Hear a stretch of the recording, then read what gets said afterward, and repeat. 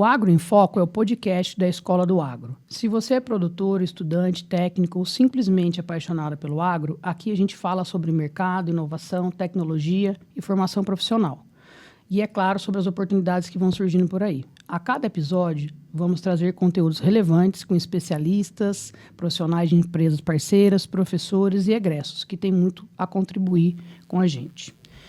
O tema de hoje é um tema de bastante relevância na medicina veterinária, mas um tema que nem sempre ele é entendido por parte, né, dos tutores ou mesmo ainda de alguns veterinários que estão atuando no campo. Hoje nós vamos falar de um tema bastante sensível, que mexe bastante com os tutores e com os apaixonados dos pets.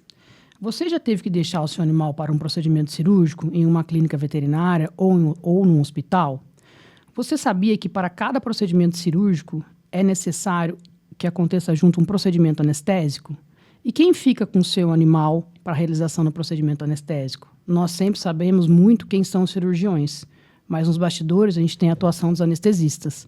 São eles que a cada procedimento cuidam e zelam de cada batimento cardíaco, de cada respiração e fazem com que o procedimento aconteça na maior tranquilidade possível, preservando ali a qualidade de vida do seu animal. Se você é estudante ou profissional da área, ou simplesmente você é um tutor de pet, fique com a gente, porque o bate-papo de hoje ele vai abrir os seus olhos para o lado da medicina veterinária que merece muito reconhecimento. Bem-vindos a mais um episódio do Agro em Foco, o espaço que a gente compartilha histórias que inspiram, conectam e transformam. Eu sou a Kika Figueiredo, pró-reitora de negócios na Unifeob e host do Agro em Foco. E hoje eu tenho o privilégio e a alegria de receber uma pessoa muito especial, que é a Juliana Bonfante, que é médica veterinária, graduada pela Unifeob, fez parte do programa de aprimoramento, é especialista em anestesia, professora universitária aqui na Unifeob com a gente, também no Instituto Qualitas, de pós-graduação.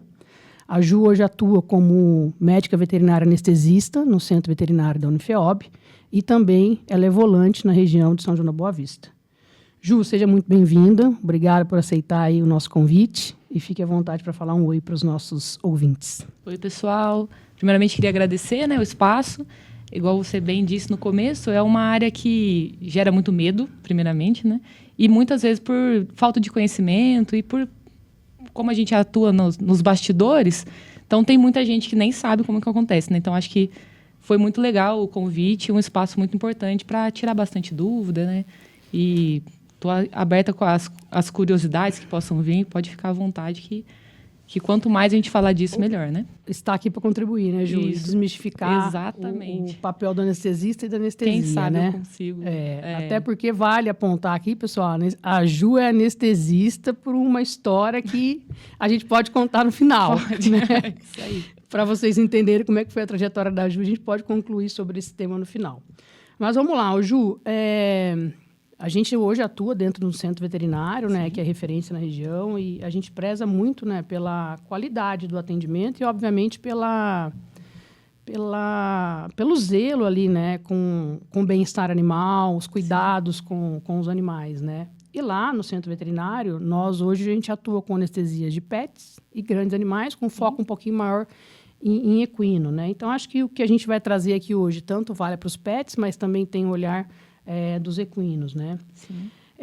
Dentro do universo da anestesia, Ju, a gente tem algumas coisas que realmente as pessoas não sabem, E nem sempre sabem quem são os anestesistas, Então, por exemplo, a gente está num local que a gente tem um time de anestesista, que é liderado por você e que tem um papel muito importante. Então, explica para os nossos ouvintes, o que é que o médico veterinário anestesista ele faz exatamente, O porquê que é tão importante ter o anestesista na equipe de cirurgiões, ou na equipe veterinária. Vamos lá, então. Bom, o veterinário anestesista, a gente atua muito nos bastidores, com certeza, mas a nossa missão é promover maior segurança para o paciente enquanto ele estiver passando por um procedimento cirúrgico. Aí você deve estar pensando, mas como que você faz para aumentar essa segurança? durante o procedimento, a gente fica o tempo inteiro monitorando esse paciente. Então, fica o tempo inteiro olhando como que estão os batimentos, se ele está com a saturação de oxigênio em níveis aceitáveis, se ele está ficando com a temperatura baixa, se ele está com a pressão baixa, ou pressão alta, ou batimento alto, ou batimento baixo. Então, a gente está o tempo inteiro olhando como que ele está se comportando enquanto ele está anestesiado. Enquanto isso, nosso colega cirurgião está atuando também, né? Então, a gente faz com que o ambiente, né? Vamos falar, o ambiente cirúrgico esteja em condições do cirurgião operar. Seguras, né? Tanto condições seguras, exatamente. Quanto para o próprio animal, Isso, né? e até uma coisa interessante da gente falar, né? Igual você disse, a gente tem uma equipe grande, né? No centro veterinário, e mesmo em outras clínicas que eu atendo por aqui, a gente sempre vai priorizar a segurança do paciente. Então, o paciente está sempre no centro, e tudo que a gente está fazendo é por ele, o tempo inteiro. Então, estou o tempo inteiro olhando como que ele está se comportando. Ô Ju, talvez eu até vou adiantar aqui, mas eu acho que, só para pegar o gancho, né, dessa questão de monitorar e estar acompanhando, a gente está falando de uma equipe, né, que é composta ali cirurgião, anestesista, tem sempre um volante, né, um auxiliar.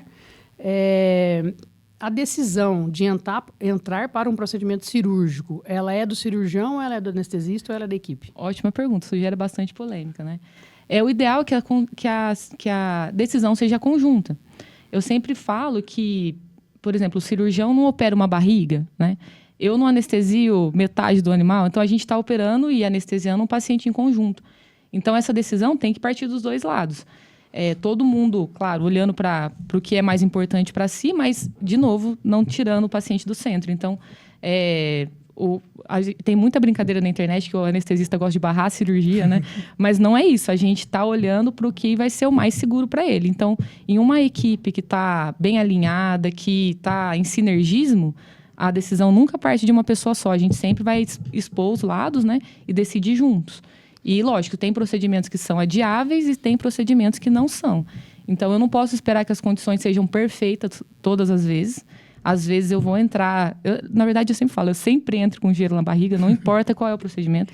Mas isso também é uma forma de garantir mais segurança, né? Eu estou sempre atenta no que está acontecendo, mas temos condições que a situação está perfeita e tem muito mais situações que a gente entra sem estar com essas condições perfeitas, e isso vai ter que ser pontuado, e a gente já entra assim, com tudo muito planejado, esperando o que vai dar errado. Não é que eu sou uma pessimista, não é isso, mas eu tento entrar muito preparado. Então, eu sempre gosto de estudar o caso antes, e isso às vezes eu tenho a oportunidade de estudar o caso por um dia, às vezes eu tenho a oportunidade de estudar por 15 minutos, não importa.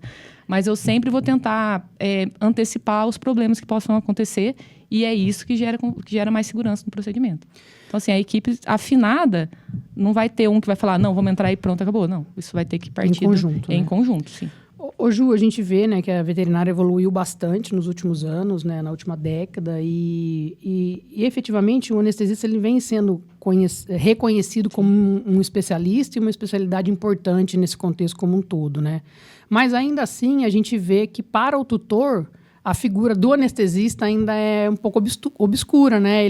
Muitas vezes o tutor fala muito com o cirurgião, sim, ou com o clínico, né? Sim. E muito pouco com o anestesista, né? Então, a gente vê na atuação de vocês ali, vocês sempre têm a preocupação de ir conversar com o tutor, se, sim, apresentar, né? Sim. Por que você ainda acha que existe essa lacuna, né, do tutor com o anestesista? E que na medicina humana a gente sabe que não é assim, né? E que você gosta dos assuntos polêmicos, né? Bom, isso vai ser, assim, uma opinião, né? Óbvio. Mas a medicina veterinária, quanto à anestesia, né? A anestesiologia, ela tem evoluído demais, né? Então, assim, se a gente pegar 5 anos atrás ou 10 anos atrás, os protocolos são diferentes, a forma de monitorar é diferente. Então, tudo isso tem evoluído muito. E eu arrisco até falar que é uma das áreas que mais evoluiu, assim, na medicina veterinária, que a gente está lado a lado com a medicina humana hoje em dia, né? Então, a gente tem evoluído bastante. Porém, até um tempo atrás, não existia a figura do anestesista mesmo, e os protocolos eram totalmente diferentes e não eram tão seguros. Então, o que acontecia?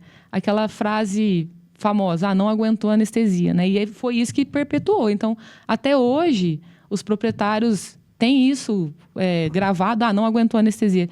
E eu até brinco com os proprietários, né? Que eu falo que às vezes o cachorro vai fazer, sei lá, uma amputação de membro, vai fazer uma cirurgia assim, extremamente cruenta. Mas do que ele está com medo? Da anestesia.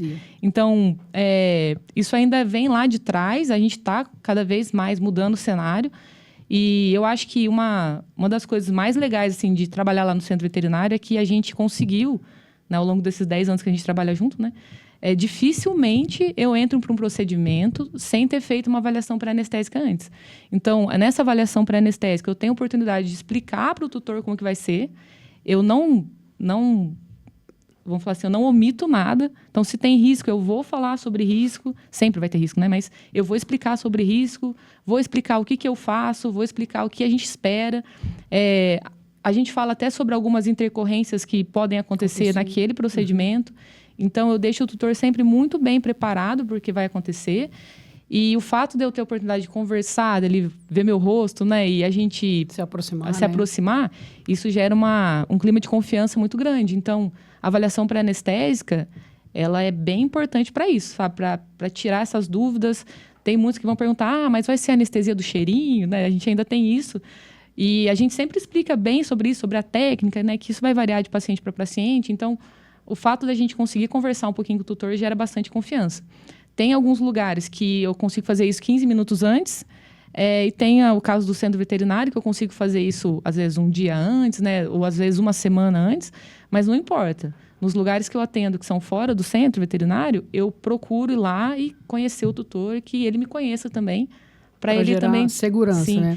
E assim, a gente dá a oportunidade para ele tirar as dúvidas. Eu falo bastante, mas eu deixo ele falar bastante. Pergunto, você tem mais alguma dúvida? Quer que eu explique mais alguma coisa? Inclusive, ele pode desistir do procedimento nesse momento. E a gente entende, ele pensa de novo, a gente conversa de novo e assim vamos.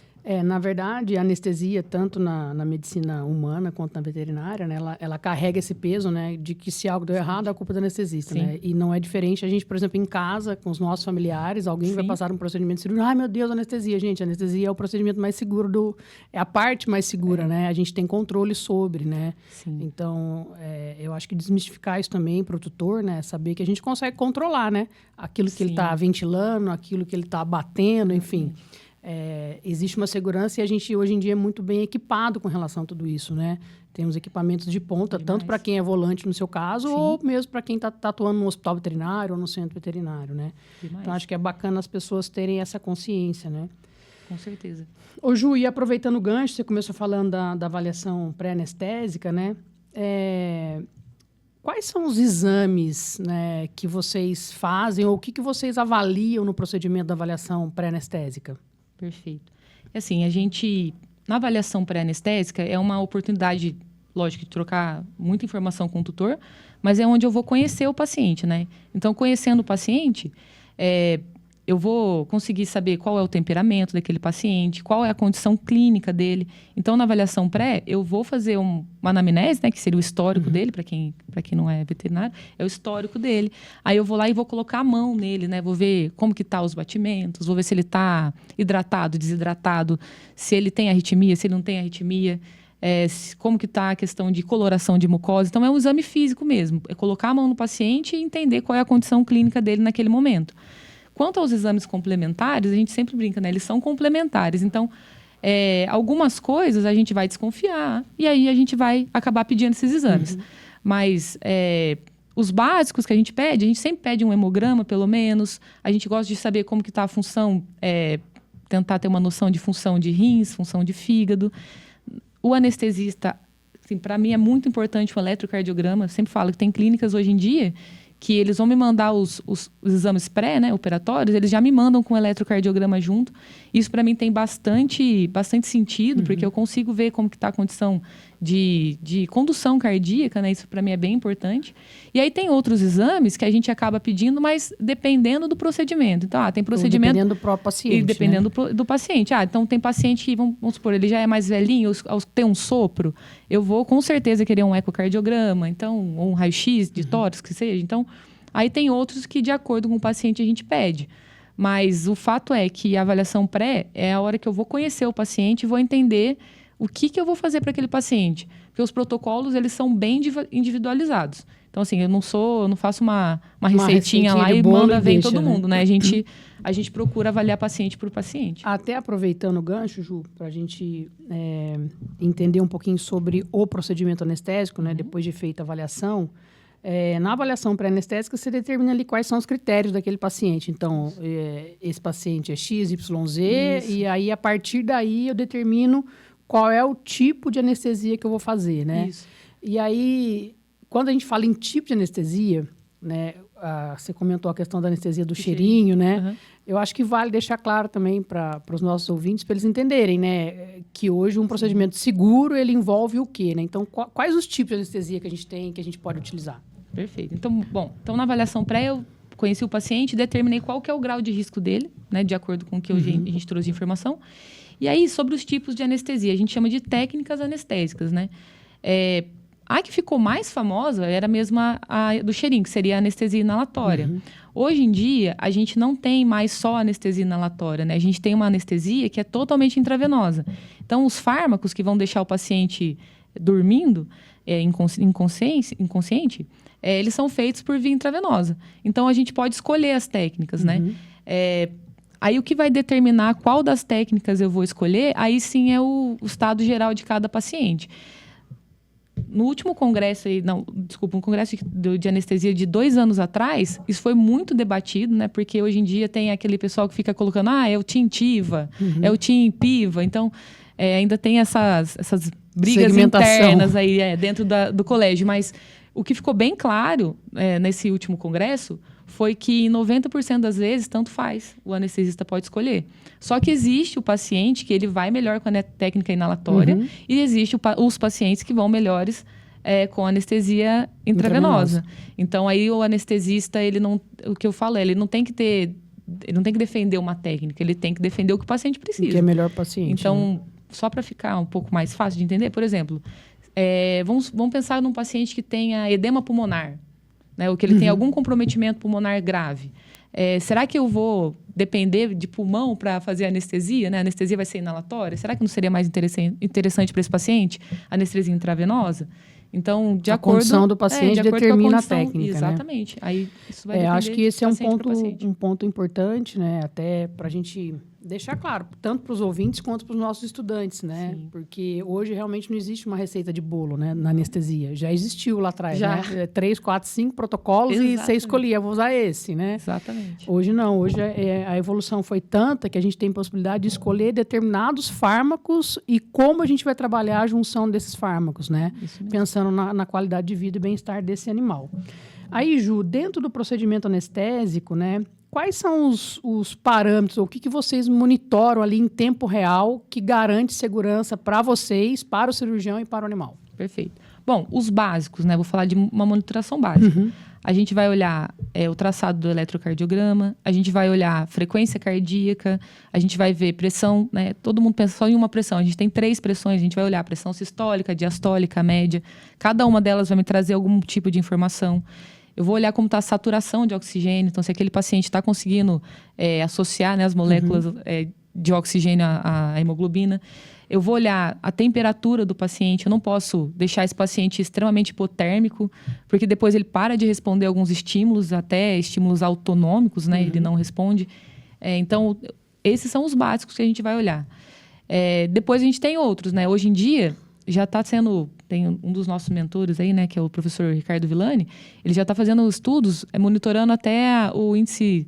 Aquele BIS, sabe? O índice bispectral que é feito na medicina humana. Então, hoje em dia, a gente tem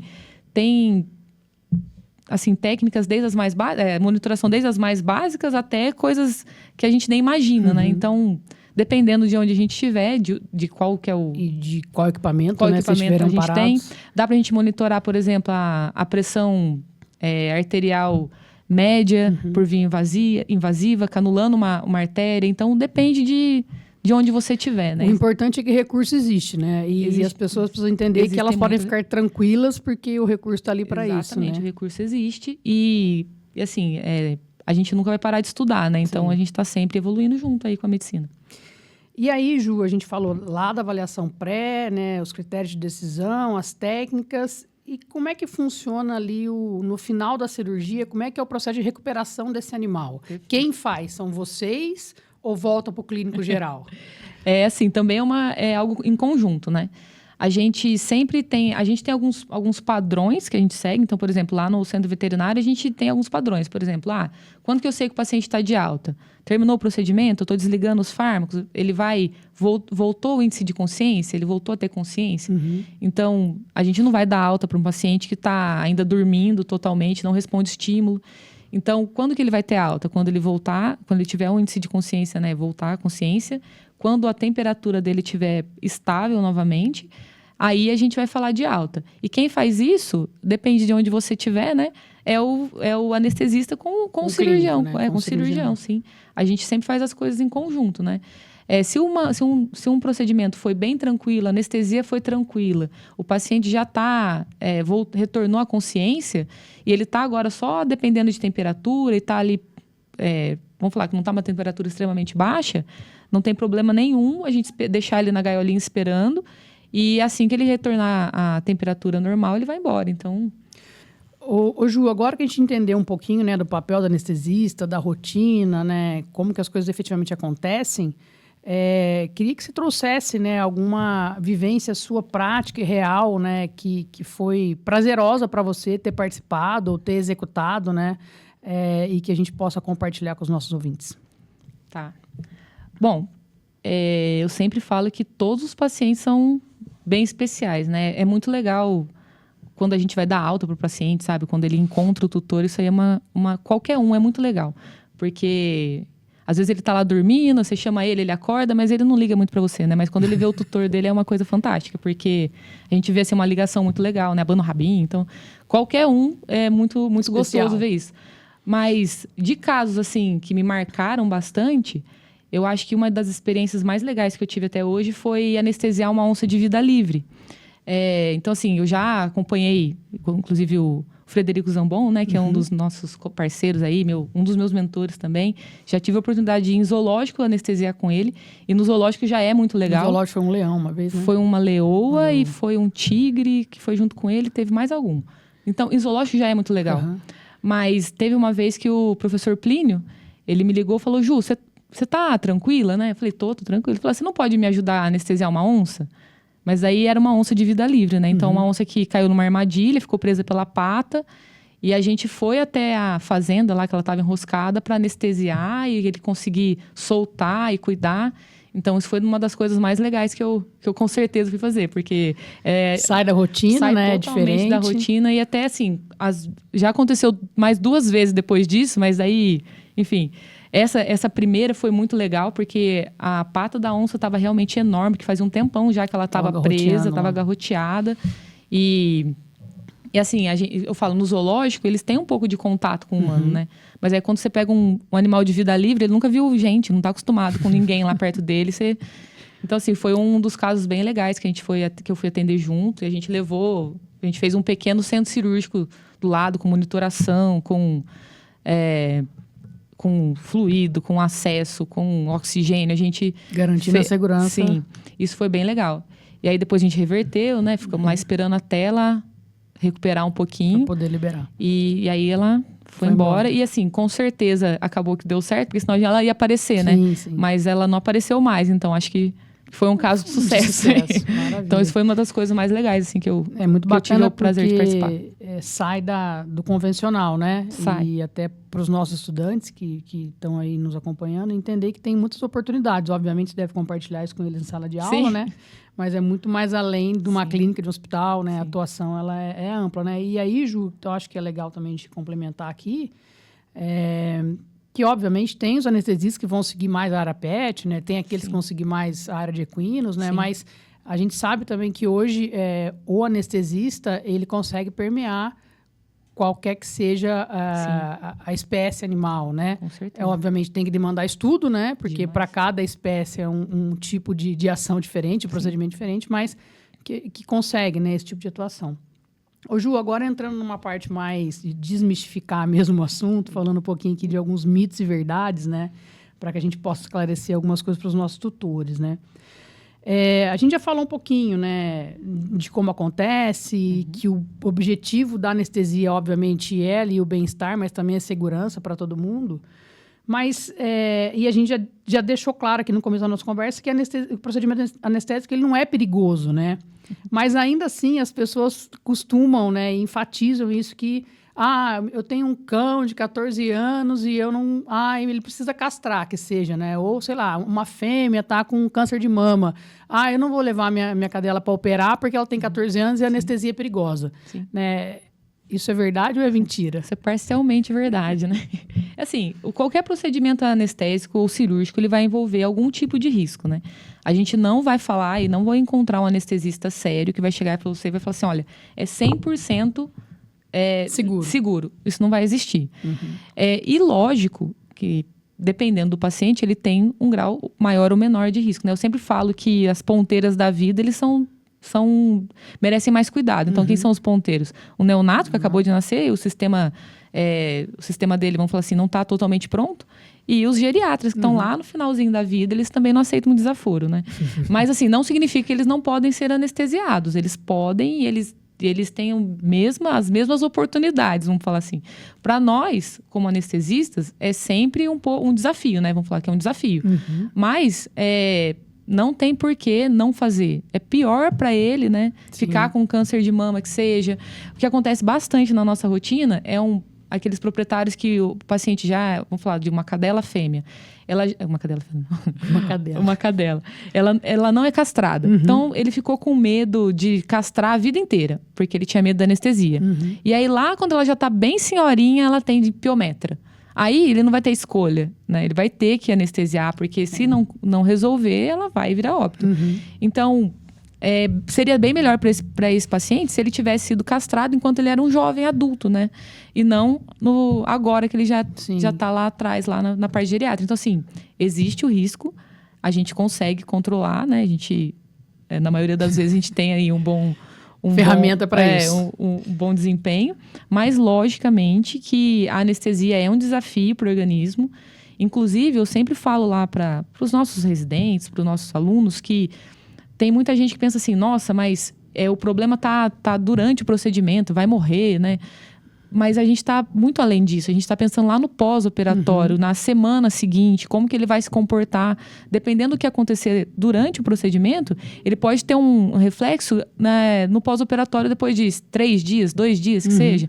Então, assim, não significa que eu vou perder esse animal na mesa, mas eu posso dificultar a vida dele no pós-operatório. Então, a gente está sempre bem preocupado com o pós-operatório, ainda mais quando o paciente é geriatra, né? Esses pacientes menorzinhos, a gente está sempre aí atento. Então, esse mito é parcialmente verdade. Parcialmente verdadeiro. Exatamente. Ô, Ju, outra coisa que a gente escuta muito, né? E às vezes lá no centro veterinário mesmo, o tutor chega com essa dúvida, ou na verdade não é nem dúvida, às vezes eles querem até impor, né, a situação.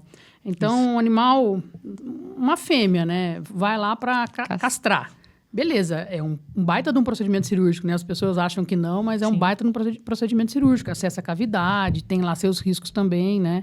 É que hoje existem técnicas e tempo de cirurgia que favorece muito o pós-cirúrgico também. E a anestesia, obviamente, ajuda isso. Então, epidural, a gente sabe que conta demais, enfim. Mas aí o tutor chega lá e fala, bom, eu quero castrar, mas eu já queria aproveitar a anestesia e também fazer uma PO, né? Uma limpeza dos dentes, enfim. E a gente sempre tenta orientar que não, né? Ou vai castrar e já, sei lá, quer tirar um dígito, ou o que seja. Podemos ou não devemos fazer 2 procedimentos com uma só anestesia? Ótima pergunta. Então, assim, é que o tutor, obviamente, né? Ele é leigo e ele está pensando na parte financeira, né? Falar, vou aproveitar, senão vou ter que fazer tudo isso daqui de novo. E a gente entende. Porém, igual eu disse lá no começo, a gente tem que pôr o paciente no centro, né? Então, não é interessante a gente fazer 2 técnicas, dependendo das técnicas, né? Mas não é interessante a gente colocar 2 técnicas, 2 procedimentos no mesmo dia, porque isso vai estender o tempo anestesiado, isso vai favorecer outras, né? Esse tempo de anestesia maior vai favorecer intercorrências. Então, assim, se a gente começa a somar procedimentos, esse paciente fica muito tempo anestesiado. E como eu disse, é um desafio. Então, a gente não pode bobear com uma coisa dessas. E alguns procedimentos são totalmente incompatíveis. Igual você disse, a parte de limpeza de dente, E ela é a campeã de vendas, né? O que todo mundo quer que faça junto, porque às vezes o animal tá com mau hálito e tudo mais, ele dorme na cama. A limpeza de dente é extremamente contaminada. Então, às vezes, você vai fazer um procedimento que é totalmente limpo, igual a castração, ela tem que ser totalmente limpa, né? O cirurgião tá todo estéril, ele vai abrir a cavidade, vai colocar a mão lá dentro e a gente tenta ao máximo diminuir essa contaminação. Então, não faz sentido a gente misturar um procedimento que é totalmente limpo com um procedimento que é totalmente contaminado, igual a profilaxia. E também tem pacientes que eles não estão numa condição assim, não é um procedimento que eu estou escolhendo fazer, que a gente chama de eletivo, né? Às vezes é um procedimento que ele não pode sair dele, não pode sair sem ele. E aí ele quer colocar outros junto. Então aí a gente acaba explicando que a gente não gosta de associar por isso, que isso vai impor maior desafio para o organismo. Tem que ver o que é prioridade para o animal, né? Às vezes é macho, vai tirar algum tipo de tumor, não pode aproveitar e castrar. A castração de macho é um procedimento muito rápido. Então, acho que por isso que o tutor tem isso. Não pode associar. Mas aí vamos pensar, o paciente vai ter que se recuperar do que ele veio fazer e mais se recuperar da castração. Então, a gente está impondo cada vez mais desafios para esse organismo, né? Por mais que seja uma cirurgia rápida, muitas vezes não é interessante a gente fazer junto por isso, né? Sempre visando o que o paciente vai fazer. Perfeito. Uma coisa é importante, né, para as pessoas saberem. Uma coisa interessante a gente às vezes fala, porque às vezes vai acontecer 2 procedimentos mesmo, né? Então, outro campeão de vendas é quando o paciente tem um tumor que está com uma úlcera. Vamos pensar, é um tumor tão grande que fez uma úlcera. E às vezes ele vai fazer uma castração junto, vai castrar e tirar o tumor. Aí a gente sempre explica para o tutor que se ele ficar instável no primeiro procedimento, eu não entro para o segundo. Então, assim, ele veio fazer 2 coisas, pode ser que ele faça uma só. Porque eu prefiro barrar o procedimento... Com segurança, né? Do que entregar 2 procedimentos e o paciente totalmente alterado, descompensado. Então, esse assunto sempre acontece, é bem famoso. Uma outra dúvida que a gente vê que é frequente, né, é com relação ao procedimento de sedação, né? Sedação é igual a anestesia, o procedimento anestésico, né? Qual que é a diferença? É diferente. É que quando a gente fala de anestesia, o termo anestesia, ele está associado a três bases, né? Vamos falar miorrelaxamento, né? Relaxamento muscular, analgesia, que é a dor, né? A questão da dor. E o terceiro é a inconsciência. Então, quando o paciente eu falo que ele está anestesiado, ele está inconsciente. Quando eu falo que o paciente está apenas sedado, é aquele paciente que ele está um pouquinho mais calmo, mas se eu estalar o dedo, ele olha, se eu chamar, ele vai responder, né? Tem paciente que, dependendo do tipo de sedação, ele fica até hiperestimulado. Se eu fizer o barulho, ele vai parecer que é um berro na orelha dele. Então, assim, a sedação só vai deixar ele um pouquinho mais calmo. E uma coisa bem importante, se o paciente está sedado, eu não posso ir lá e fazer um corte. Eu não posso fazer nada invasivo. Eu ia fazer essa pergunta. Né? A sedação, ela tira a consciência da dor? Não, a sedação de jeito nenhum. Então, quais são as possibilidades? Se for um paciente bem calminho, eu vou sedar ele e vou fazer um bloqueio local. Isso acontece bastante com grandes animais, né? Grandes animais, a gente tem essa oportunidade de fazer procedimentos com o animal sedado, e aí eu vou lá e faço um bloqueio anestésico. E aí ele vai ficar quietinho em pé, né? Muita gente não sabe, mas ele fica em pé, ou seja, ele está só sedado. E aí a gente bloqueando aquela região que eu vou mexer, ele não vai sentir. Então tem essa oportunidade também. Em pequenos animais, isso é um pouquinho mais difícil de acontecer, porque eles não ficam tão quietinhos, assim, igual fica o cavalo, por exemplo. E assim, a monitoração tem que acontecer da mesma forma, tá? Então, se ele está sedado, se for um paciente, um canino ou um felino, a gente dá oxigênio da mesma forma, né? Fornece oxigênio da mesma forma. A gente tenta monitorar o máximo que a gente puder também, para tudo ficar bem seguro, né? Então, segurança em primeiro lugar, sempre. Né? Ju, pensando um pouquinho agora na trajetória dos estudantes, né, que tenham interesse em se tornar anestesista, né? Como que é o processo de formação de um médico veterinário anestesista? Boa. Aonde que ele vai buscar esse tipo de formação? Bom, tem várias formas, né? Eu tenho vários colegas que não necessariamente traçaram o mesmo caminho que eu, mas, lógico, na graduação a gente já começa a surgir aí um interesse, né? Depois a gente vai falar um pouquinho do meu caso, mas na graduação, eu acho que aquele estudante que tem mais interesse, por exemplo, em farmacologia, em fisiologia, em clínica. Eu falo que não tem como a gente ser um bom anestesista sem souber clínica. A gente tem que entender de clínica. E, me formei, o que eu posso fazer, né? Então, depende das oportunidades que esse estudante tiver, mas o aprimoramento e residência, eu acho que tem que estar em primeira... tem que estar, eu acho que tem que ser a primeira coisa que ele tem que pensar. Se ele tem oportunidade de fazer, é onde ele vai conseguir absorver mais conhecimento em um tempo menor e com bastante eficácia. E com muita orientação, Muita orientação. E muita prática. Prática, né? O dia inteiro. E assim, o tempo inteiro aparecendo casos novos, tirando e tendo onde buscar, né? Então, tendo um mentor ali com você o tempo inteiro, tendo onde te ajudar e te mostrar aí quais são os pulos do gato, né? Então, se tiver a oportunidade da residência, eu acho que ela tem que estar em primeiro plano. Não consigo por questões financeiras, etc. Aí ele vai ter que buscar os cursos livres. Hoje em dia tem muito curso livre. Esses cursos de...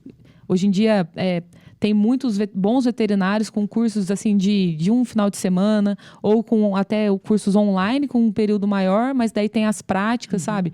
Esses cursos são bem legais e tem a pós-graduação. A pós-graduação também é uma ótima oportunidade, ainda mais se ele já tiver rotina, né? Porque daí se ele tiver na rotina, ele vai... ter a base teórica e vai aplicando, né? Exatamente. Não são caminhos tão fáceis. Eu acho que o aprimoramento e a residência, ele te faz evoluir mais rápido. Mas, sendo bem comprometido, estudando bastante, eu acho que, para quem não tem oportunidade, os cursos livres e a pós-graduação seriam um caminho, né? Até aproveitando e comentando um pouquinho da trajetória da Ju, a Ju foi nossa aprimoranda, né, da anestesia. Não era opção, né, Ju? Não era a minha primeira opção. A Ju estava longe e a gente foi resgatar a Ju lá em Guatapará para participar, né, do processo de seleção. E a Ju foi aprovada e daí para frente tornou-se anestesista, né? O plano B virou um plano A, né? Virou um plano A. Eu sempre gostei de qualquer coisa, né? Você foi minha professora, você sabe. Eu sempre fui muito interessada. Curiosa, né, Ju? Isso é uma coisa que eu sempre falo para os nossos alunos, sabe? Ser curioso. Você não sabe qual oportunidade vai acontecer, né? Então, eu sempre gostei de muita coisa e sempre estudei bastante. Aí casou, né? Porque eu não sabia se eu queria grandes, se eu queria pequenos. Aí apareceu a oportunidade da residência, então... Virou anestesista virei oportunidades do acaso. Exatamente. Eu virei anestesista ao longo do tempo. E hoje em dia... já contribuiu com a formação de muita gente, né, Ju? Graças a Deus. Eu só tenho a agradecer também por ter me ajudado a descobrir o tanto que eu era anestesista e não sabia. Sem saber, né? Você foi quem viu primeiro, né? Foi. Bom, Ju, eu acho que para a gente caminhar aqui para a parte final, né? A gente trouxe bastante conteúdo relevante aqui, né? Para quem vai nos ouvir, né? Dicas, né? Para tutores e para os profissionais, né? O que a gente pode trazer aqui, né? Para os tutores, né? Como saber se uma clínica ela conta com anestesista e, como tutor, né, o que eu devo perguntar para o anestesista antes da cirurgia do meu pet? Vai ser a anestesia do cheirinho? Brincadeira. Eu acho que quanto a saber se aquela clínica tem ou não anestesista, é perguntar diretamente mesmo. Perguntar, olha, beleza, ele vai passar por um procedimento cirúrgico, vocês têm um anestesista junto? Vai ter um profissional só para anestesia ou não? Então, isso é uma coisa que a gente não deve ter medo de perguntar. A gente tem que perguntar. Objetivo direto, né? Objetivo direto. E até pelo conselho, né? Hoje em dia ainda não tem-se uma obrigatoriedade, né? Infelizmente. Eu creio que a gente está caminhando para aparecer aí uma diretriz nova, uma normativa nova, onde seja exigido mesmo, né? Onde seja proibido a mesma pessoa que faz a cirurgia ser o anestesista. Isso eu não sei se é uma utopia da Juliana, mas eu acho que a gente tem que lutar para que isso um dia aconteça.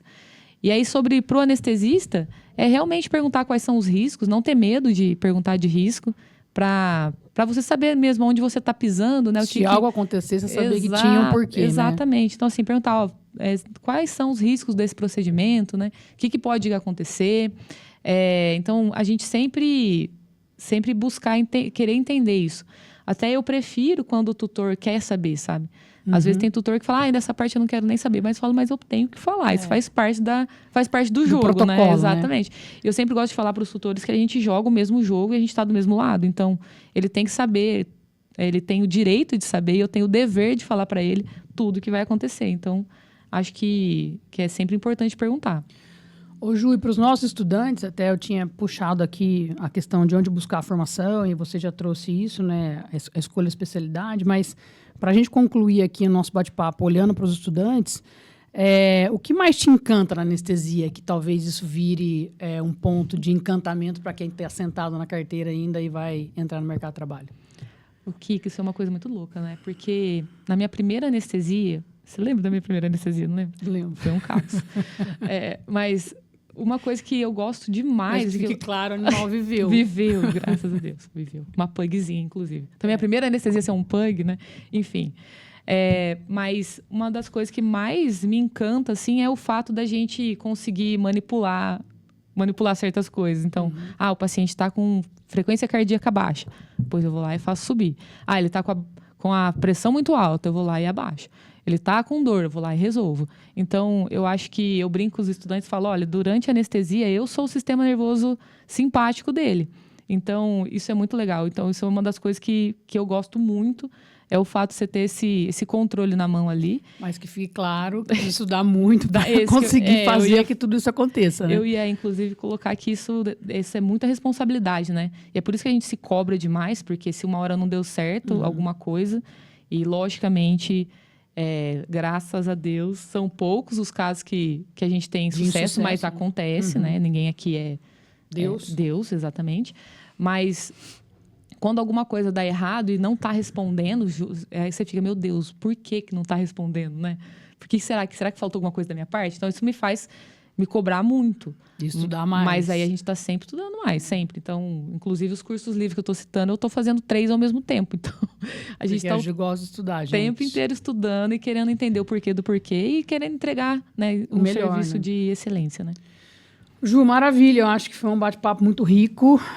Mais uma vez agradecer você aí por ter topado, né, estar aqui com a gente nessa sexta-feira à tarde. Estamos gravando numa sexta-feira à tarde. Deixar aí um pouquinho da sua rotina para aqui com a gente. Acho que vale, né? Alguns temas, eles merecem atenção, né? A gente está falando de um tema que é super importante na medicina veterinária, né? Que, graças a Deus, evoluiu muito. A gente não falou aqui de controle de dor, mas vocês têm uma atuação fantástica. Sim. A gente pode fazer um episódio só de controle de dor, sim. Porque é muito conteúdo, sim, né? É, a gente também acabou não falando de eutanásia, que é um outro baita conteúdo, então acho que se a gente fosse entrar mais nessas duas vertentes da veterinária, a gente ia ficar por mais 1 hora tranquilamente falando aqui.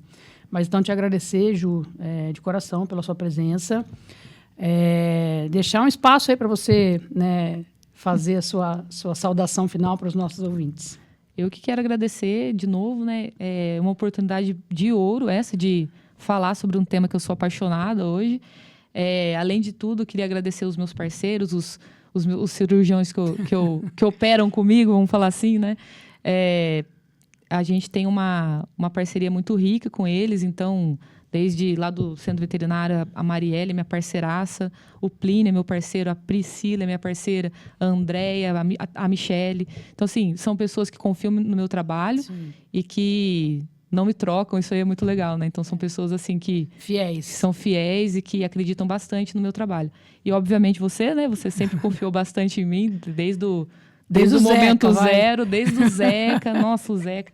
Então, assim, desde o momento zero, eu sempre tive aí total apoio da sua parte. Então, isso para mim sempre foi muito importante, né? E é isso, pessoal. Gostaria só agradecer. Maravilha, Ju. Bom, pessoal, se vocês, né, gostaram desse episódio, desse conteúdo, compartilhem, né, os nossos nas suas redes, né, enfim. E deixar aqui para vocês que o Agro em Foco, ele parte da premissa de gerar conteúdos com relevância, né, e gerando conteúdo, a gente acredita que a gente vai se conectar com pessoas, né, e espalhar conhecimento. Então, fiquem com a gente, aproveitem, né, os nossos episódios, né, e vamos junto espalhar essa conversa. Até o próximo.